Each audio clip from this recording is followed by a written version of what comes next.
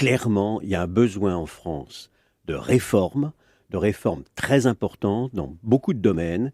Et le problème français, c'est qu'elle a un potentiel formidable, évidemment, et je le vois partout à l'étranger où je suis très fréquemment. Je reviens encore de la Silicon Valley. Mais bien entendu, elle n'exploite pas son potentiel comme elle le devrait. Alors, comme j'ai de la mémoire, je me souviens qu'à plusieurs reprises, vous nous aviez dit depuis des années, il fallait des réformes de structure, des réformes structurelles, etc. Et j'entendais tout à l'heure que selon le FMI, la France était passée du 6e au 9e rang des puissances mondiales. La France est-elle 6e ou 9e? Non, la France, je pense, c'est à voir de près parce qu'il faut se comparer en permanence à la Grande-Bretagne. 6e, 5e, ex aequo ou 6e, ça dépend de la Grande-Bretagne qui, elle, effectivement, en ce moment, croît plus vite que nous. Le passage de 5 ou 6 à 9, c'est le fait que de nouveaux pays entrent dans la liste. Et bien entendu, ce sont les pays émergents qui avancent à marche forcée.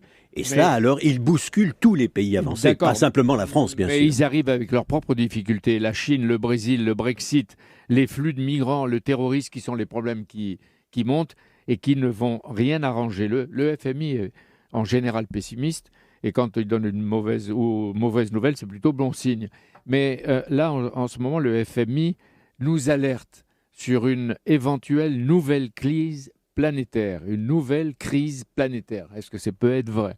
Oui, d'abord, le FMI est un peu gêné parce que dans le passé, il n'a pas annoncé la crise la plus grave depuis la Deuxième Guerre mondiale.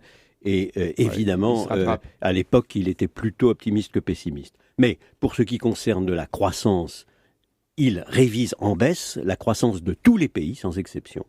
Aussi bien les pays avancés que les pays émergents, sauf peut-être la Chine qu'il corrige un tout petit peu en plus. Mais au total, on a effectivement un ralentissement de la croissance mondiale. Et le FMI souligne que dans un contexte de ralentissement de la croissance mondiale, les risques qui existent partout, qui sont à la fois des risques géopolitiques, des risques financiers, des risques liés à la localisation dans les pays émergents de vulnérabilité considérable, tout cela doit être pris en compte. C'est la raison pour laquelle le message principal est exactement celui que nous disions il y a un instant, réforme de fond dans tous les pays, à vrai dire. Et notre pays est un exemple parmi d'autres, mais un très bon exemple.